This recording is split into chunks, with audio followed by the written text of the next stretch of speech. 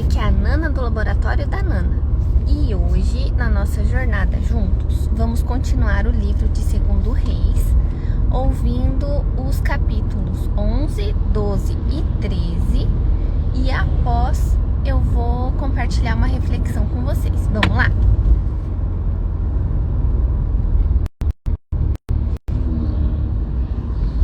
Segundo Reis, capítulo 11. Atalia usurpa o trono de Judá. Quando Atalia, mãe de Acasias, viu que seu filho era morto, levantou-se e destruiu toda a descendência real.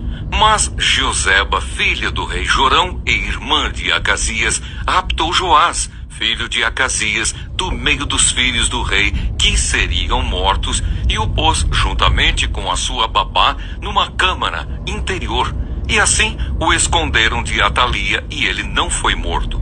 Joás esteve com ela escondido na casa do Senhor durante 6 anos, e Atalia reinava no país. Joás é ungido rei de Judá. No 7º ano, Joiada mandou chamar os capitães dos cários e da guarda, e reuniu-se com eles na casa do Senhor. Fez uma aliança com eles, pedindo que jurassem na casa do Senhor. Então lhes mostrou o filho do rei e lhes deu ordem, dizendo: isto é o que vocês devem fazer. 1/3 de vocês que entram de serviço no sábado fará a guarda do palácio real. Outra 1/3 estará ao portão sul, e a outra 1/3 ao portão de trás da guarda. Assim vocês farão a guarda e a defesa deste palácio. Os 2 grupos que saem de serviço no sábado, estes todos farão a guarda da casa do Senhor junto ao rei. Vocês devem rodear o rei, cada um de armas na mão. E se alguém quiser entrar nas fileiras, que seja morto.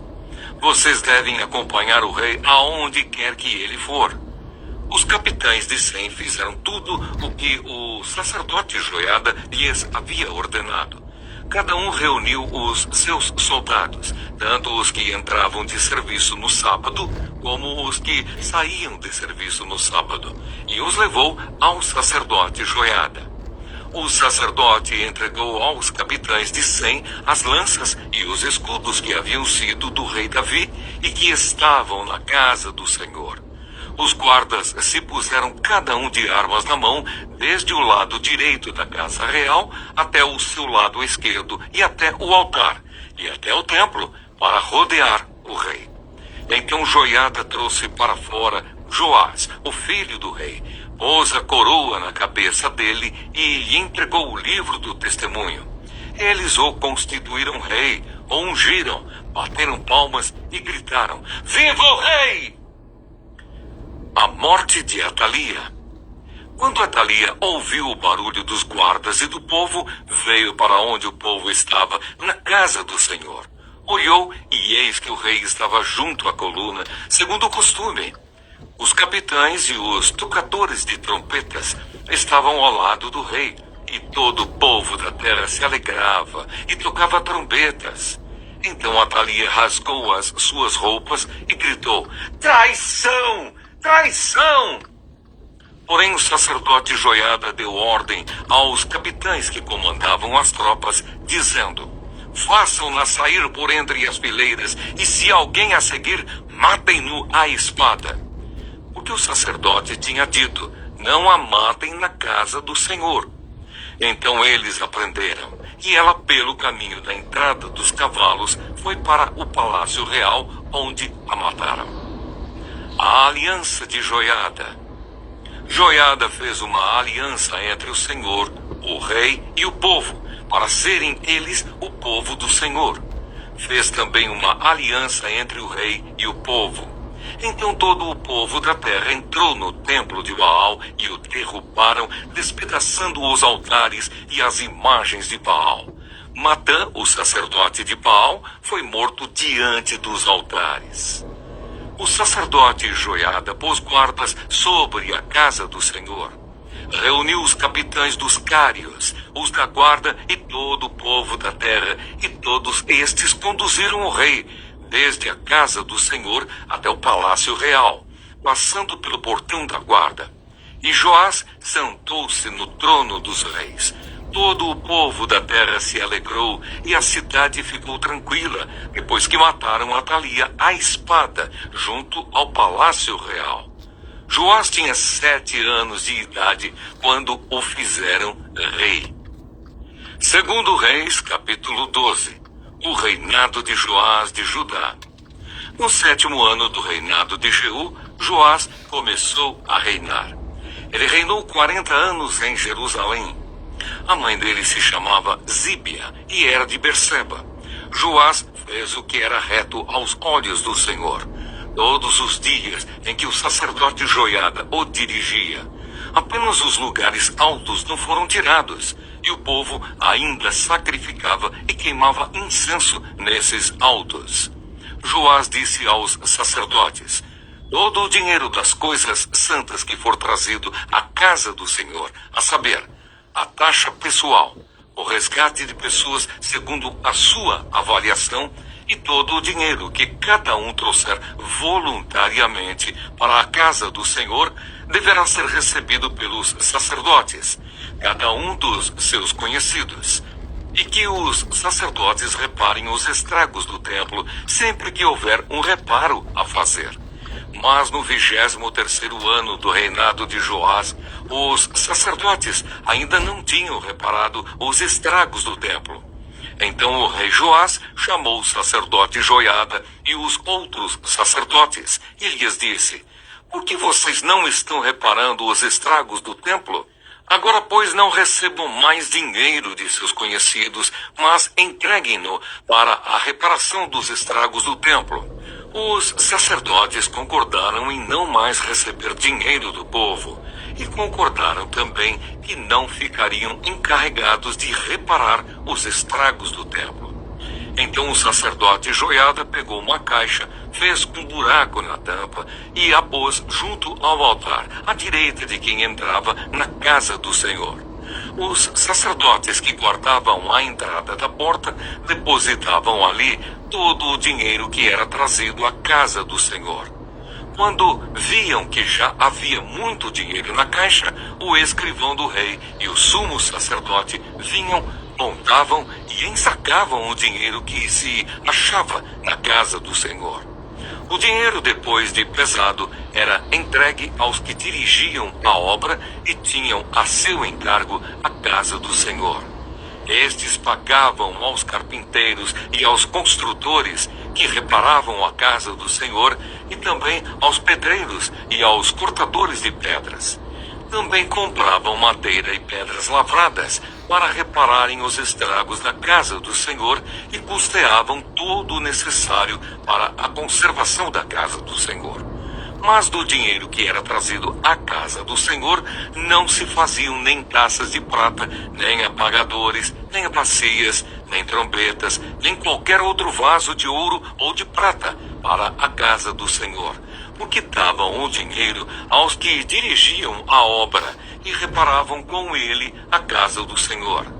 Também não pediam contas aos homens em cujas mãos entregavam aquele dinheiro para o dar aos que faziam a obra, porque eram honestos. Mas o dinheiro de oferta pela culpa e o dinheiro de oferta pelos pecados não era trazido à casa do Senhor, ficava para os sacerdotes. Nessa época, Hazael, rei da Síria, atacou e conquistou a cidade de Gate. Depois Hazael resolveu marchar contra Jerusalém. Porém Joás, rei de Judá, pegou todas as coisas santas que Josafá, Jeorão e Acasias, seus pais, reis de Judá, haviam dedicado, bem como todo o ouro que havia nos tesouros da casa do Senhor e no palácio real, e os mandou a Hazael, rei da Síria, e este se retirou de Jerusalém. Quanto aos demais atos de Joás e a tudo o que fez, não está tudo escrito no livro da história dos reis de Judá? A conspiração contra o rei Joás. Os servos de Joás se levantaram, fizeram uma conspiração e mataram Joás na casa de Milo, que fica na descida para Sila. Josacar, filho de Simeate, e Josabade, filho de Somer, servos de Joás, o atacaram e ele morreu. Joás foi sepultado no túmulo de seus pais na cidade de Davi e Amazias, seu filho, reinou em seu lugar. Segundo Reis, capítulo 13. O reinado de Jeoacás, de Israel. No 23º ano do reinado de Joás, filho de Acasias, rei de Judá, Jeoacás, filho de Jeú, começou a reinar sobre Israel em Samaria, e reinou 17 anos. Jeoacás fez o que era mal aos olhos do Senhor e andou nos pecados de Jeroboão, filho de Nebate, que este levou Israel a cometer. Não se afastou deles. Por isso a ira do Senhor se acendeu contra Israel e ele os entregou nas mãos de Azael, rei da Síria, e nas mãos de Ben-Hadad, filho de Azael, todos aqueles dias. Porém Jeoacás fez súplicas diante do Senhor, e o Senhor o ouviu, pois viu a opressão com que o rei da Síria atormentava Israel. O Senhor deu um salvador a Israel, de modo que os filhos de Israel se livraram do poder dos sírios e puderam morar de novo em suas casas, como antes. Contudo, não se afastaram dos pecados da casa de Jeroboão, que este levou Israel a cometer, mas andaram neles. E também o poste da deusa Azerá permaneceu em Samaria. Do exército de Jeoacás só restaram 50 cavaleiros, 10 carros de guerra e 10.000 soldados de infantaria, porque o rei da Síria havia destruído os demais, reduzindo-os a pó. Quanto aos demais atos de Jeoacás, a tudo o que fez e ao seu poder, não está tudo escrito no livro da história dos reis de Israel? Jeoacás morreu e foi sepultado em Samaria, e Jeoás, seu filho, reinou em seu lugar. O reinado de Jeoás, de Israel. No 37º ano do reinado de Joás, rei de Judá, Jeoás, filho de Jeoacás, começou a reinar sobre Israel em Samaria, e reinou 16 anos. Fez o que era mal aos olhos do Senhor, não se afastou de nenhum dos pecados de Jeroboão, filho de Nebate, que este levou Israel a cometer, porém andou neles. Quanto aos demais atos de Jeoás, a tudo o que fez, e ao seu poder, com que lutou contra Amazias, rei de Judá, não está tudo escrito no livro da história dos reis de Israel? Jeoás morreu, e no seu trono se assentou Jeroboão. Jeoás foi sepultado em Samaria, junto aos reis de Israel. A profecia final e a morte de Eliseu. Quando Eliseu estava sofrendo da enfermidade da qual viria a morrer, Jeoás, rei de Israel, foi visitá-lo. Chorou diante dele e disse: meu pai, carros de Israel e seus cavaleiros. Então Eliseu disse ao rei: pegue um arco e algumas flechas. Jeoás pegou o arco e as flechas. Eliseu disse ao rei de Israel: empunhe o arco. O rei fez assim. Então Eliseu pôs as mãos sobre as mãos do rei e disse: abra a janela que dá para o leste. O rei a abriu. Eliseu continuou: atire. E o rei atirou. Então Eliseu disse: flecha da vitória do Senhor, flecha da vitória contra os sírios. Você vencerá os sírios em Afeca, até acabar com eles. Eliseu disse mais: pegue as flechas. Ele as pegou.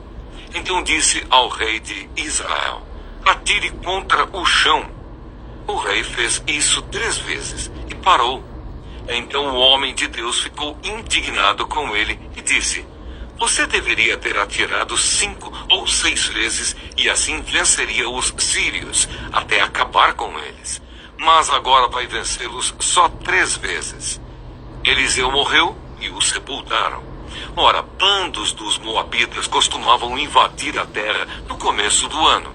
Aconteceu que, enquanto alguns sepultavam um homem, eis que viram um desses bandos. Então jogaram o homem na sepultura de Eliseu e fugiram. Quando o cadáver tocou nos ossos de Eliseu, o homem reviveu e se levantou sobre os pés. guerra entre Israel e Síria. Hazael, rei da Síria, oprimiu Israel durante todo o reinado de Jeoacás. Porém o Senhor teve misericórdia de Israel, se compadeceu deles e voltou-se para eles por amor da aliança com Abraão, Isaque e Jacó, e não quis destruí-los e até agora ainda não os expulsou da sua presença. Hazael, rei da Síria, morreu e Ben-Hadad, seu filho, reinou em seu lugar. Jeoás, filho de Jeoacás, retomou das mãos de Ben-Hadad as cidades que na guerra este havia tomado de Jeoacás, seu pai. 3 vezes Jeoás o derrotou e recuperou as cidades de Israel. Bom dia, gente! Hoje vamos refletir sobre 2 Reis 11, 12 e 13, capítulos que destacam o agir de Deus em tempos de crises espirituais e políticas, mostrando como Ele é capaz de levantar pessoas corajosas para restaurar sua aliança e renovar a fé do seu povo. Esses textos também nos lembram que a fidelidade de Deus permanece mesmo quando somos frágeis em nossas ações. 2 Reis capítulo 11 narra a coragem de Jeoseba e Joiada para proteger Joás, o herdeiro legítimo do trono de Judá, durante o reinado tirânico de Atalia. Joiada lidera o povo para restaurar o trono de Davi e renovar a aliança com o Senhor. Este capítulo nos ensina que Deus usa pessoas corajosas para cumprir seus propósitos e que a verdadeira aliança deve conduzir o povo de volta a Ele. 2 Reis capítulo 12 relata o reinado de Joás e sua dedicação à restauração do templo do Senhor. Apesar de suas falhas posteriores, vemos como a renovação da adoração é essencial para a vida espiritual do povo. Este capítulo nos ensina a importância de cuidar das coisas de Deus e manter nossa adoração centrada nele. 2 Reis capítulo 13 descreve o declínio espiritual de Israel durante o reinado de Jeoacás e Jeoás, mas também destaca a fidelidade de Deus ao enviar livramento, mesmo em meio à infidelidade. Vemos o último milagre de Eliseu, mostrando que o poder de Deus continua agindo, mesmo diante de líderes imperfeitos. Este capítulo nos lembra que Deus é misericordioso e fiel para sustentar seu povo, mesmo em tempos difíceis. Refletindo sobre esses textos, aprendemos com 2 Reis 11 que a coragem para defender o que é certo e buscar a restauração espiritual é fundamental para uma vida alinhada com Deus. 2 Reis 12 nos desafia a priorizar nossa adoração e zelo pelas coisas de Deus, reconhecendo que a renovação espiritual começa em nossos corações. E por fim, 2 Reis 13 nos ensina que, apesar das nossas imperfeições, a fidelidade de Deus permanece e Ele continua a agir em nossas vidas com misericórdia e poder. Que essa reflexão nos encoraje a sermos corajosos na nossa fé, zelosos na nossa adoração e confiantes na fidelidade de Deus que nunca falha. Que vocês tenham um ótimo dia. O vídeo vai ficar disponível no YouTube, então lembrem de se inscrever no canal, de curtir o vídeo, de compartilhar. Fiquem com Deus e até a próxima. Tchau!